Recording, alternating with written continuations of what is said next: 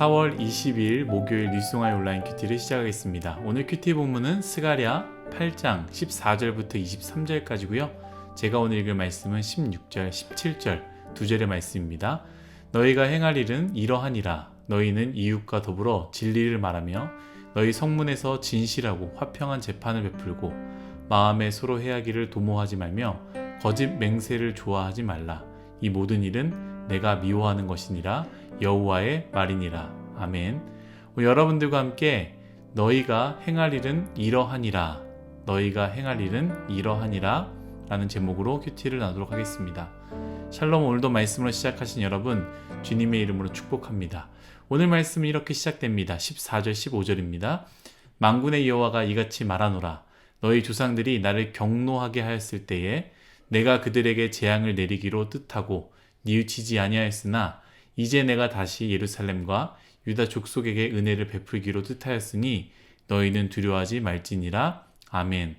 하나님께서 과거의 이야기, 너희 조상들이 죄를 범하여 하나님을 경노하게 한 것에 대해서, 그래서 재앙을 내리신 것에 대해서 이야기를 하지만 동시에 무엇을 이야기를 하십니까? 이제 내가 다시 예루살렘과 유다 족속에게 은혜를 베풀기로 뜻하였나니 너희는 두렵지 말라라고 이야기하십니다. 전에도 이야기했습니다만 하나님과 이스라엘 백성들에게는 과거의 죄가 단순히 과거의 죄로만 여기지 않았다라는 것이죠. 14절 원문을 보면요. 내가 그들에게 재앙을 내리기로 뜻하고 해서요. 그들에게가 아니라 원문은 너희에게로 쓰여져 있습니다. 조상들이 죄를 지었지만 너희에게라고 이야기를 하고 있습니다. 이처럼 과거의 죄가 단순히 과거의 죄로만 나타나지 않습니다. 또한 그들의 죄가 그들의 죄로만 끝나지 않습니다. 우리의 바른 태도는요, 그들의 죄에서 나의 죄를 발견해야 하고요, 그들의 넘어짐에서 나의 넘어짐을 봐야 하고요, 하나님의 그들을 향한 심판에서요, 혀를 차고 손가락질하는 것이 아니라 우리에게 향한 심판일 수 있다라는 것을 우리는 늘 기억해야 합니다. 다시 말씀으로 돌아와서요. 재앙을 내리셨던 하나님께서 어떻게 하신다라고 하십니까? 이제 내가 다시 예루살렘과 유다 족속에게 은혜를 베풀기로 뜻하였다고 말씀하시지 않습니까? 하나님은 늘 돌이키는 백성에게 은혜를 다시 주십니다. 예전에 어떤 지체가 저에게 이렇게 이야기한 적이 있습니다. 잘못하면, 미안하면 먼저 사과하면 됩니다 라고 이야기를 했습니다. 사실 이것은 어린 아이들도 아는 것이죠. 그런데 너무나 어렵습니다. 미안한 마음이 있지만, 그리고 잘못한 마음이 있지만 쉽게 사과하는 것이 참 어렵습니다. 그런데 진짜 사랑하는 사람들은요, 여러분 그런 상황에서 어떻게 합니까? 계속 그 자리에 서 있습니다. 잘못했다고 떠나지 않습니다. 때로는 그것으로 싸울 수도 있고요. 화도 낼 수 있지만 도망가지 않고요. 떠나지 않습니다. 그저 기다려주는 것이죠. 어떤 기다림입니까? 미안하다고, 잘못했다고, 사과한다고 이 한마디면 사랑하는 관계는 다 풀리게 되어 있기 때문에 그 한마디를 기다린다라는 것이죠. 하나님도 마찬가지입니다. 하나님은 늘 기다리십니다. 주님은 산 같아서 늘 그 자리에 서 계신다라고 이야기하지 않습니까? 우리가 아무리 잘못하여도 그래서 잘못했기 때문에 우리에게 화도 내고 매를 들 때도 있지만 중요한 것은 주님은 우리를 버리거나 떠나지 않으시고요. 늘 그 자리에 계신다라는 것이죠. 그리고 기다리십니다. 무엇을 기다리십니까? 하나님, 잘못했습니다. 이 진심을 다한 한마디를 기다리고 계신다라는 것입니다. 주님은 그 한마디에 돌이키시는 분이시죠. 그 한마디에 다시 은혜를 베푸십니다. 사랑하는 일송아 여러분, 하나님과 껄끄러운 관계 속에 있습니까?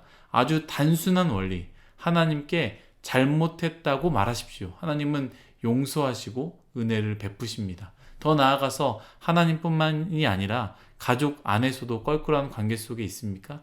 친구와 선후배 관계 속에서도 껄끄러운 관계 속에 계십니까? 사랑한다면 여러분 기다려 주시고요. 또한 사랑한다면 미안하다고 이야기하십시오.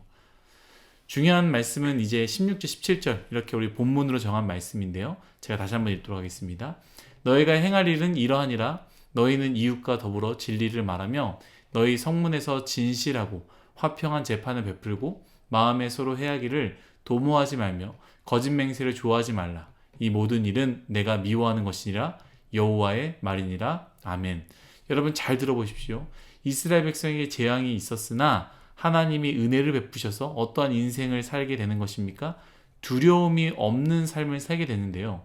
그 두려움이 없는 삶, 곧 은혜를 받은 인생이 어떻게 살아야 되는지 하나님께서는 분명하게 말하고 있습니다. 여러분, 저는 우리가 이 부분을 꼭 기억했으면 좋겠습니다. 하나님의 말씀이 분명하지 않습니까? 하나님이 이스라엘 백성에게 내가 끊임없이 선지자들을 통하여 내 뜻을 말하였지만 너희가 듣지 않았고 고개를 돌렸고 귀를 막았다라고 이전의 말씀을 통해서 이야기하지 않았습니까? 이처럼 우리도 오늘 우리에게 말씀을 통해서 우리가 은혜 받은 인생이라면 두려움이 없는 삶은 어떠한 삶을 살아야 하는지 분명하고도 명확하게 말씀하고 계십니다. 그런데 우리는 늘 이 말씀을 듣고도 귀를 다 막아버리고 우리의 기도 제목 가운데 무엇을 적어 놓습니까? 도대체 하나님의 뜻이 무엇인지 모르겠습니다. 하나님의 뜻을 알고 싶어요 라고 적어낸다라는 것이죠. 오늘 하나님께서 스가랴를 통하여서 분명하게 말씀하고 계십니다. 이 말씀을 읽고 있는 우리에게도 분명하게 말하고 있습니다. 하나님 사랑과 이웃 사랑을 말하고 있지 않습니까? 너가 나를 위하여 금식한다고 그렇다면 이웃 사랑을 왜 하지 않았느냐? 그 말인즉 너가 한 금식은 너희를 위한 것이지 나를 위한 것이 아니지 않느냐? 너가 나를 위해 예배 드렸다고? 너가 나를 위해서 새벽 예배 드렸다고? 너가 나를 위해서 큐티했다고? 너가 나를 위해서 뉴송아이에서 열심히 봉사했다고? 그렇다면 왜 이웃 사랑을 하지 않았느냐? 그 말인즉 너가 드렸던 예배는 나를 위한 것이 아니라 너를 위한 것이 아니었느냐라고 묻지 않으시겠습니까? 우리에게 분명하게 말하고 계십니다. 성전이 건축되는 것 같이 우리의 마음과 삶이 다시 건축되어져야 합니다. 그 모습은 무엇입니까? 너희는 이웃과 더불어 진리를 말하며 너희 성문에서 진실하고 화평한 재판을 베풀고 마음에 서로 해하기를 도모하지 말며 거짓 맹세를 좋아하지 말라. 사랑하는 뉴송아이 여러분, 하나님께서 분명하고도 명확한 그리고 실제적인 요구와 요청을 우리에게 하고 계십니다. 우리 마음 가운데 이 요구와 요청을 새기시기를 간절히 소망합니다. 이것이 하나님께서 우리에게 말씀하시는 분명한 뜻입니다. 중요한 것은요, 하나님은 우리를 향하여 진실로 그렇게 대하고 계십니다. 그저 우리에게만 명령하시는 것이 아니라 하나님이 그렇게 우리에게 대하고 계십니다. 그것이 은혜가 아니겠습니까? 하나님께서 우리에게 거짓을 말하고 거짓된 재판을 베풀고 우리를 해하려고만 하시고 거짓을 맹세한다면 우리는 어떻게 되겠습니까? 하나님은 우리에게 명령했던 것 같이 진심을 다하여 그렇게 행하고 계신다라는 것이죠.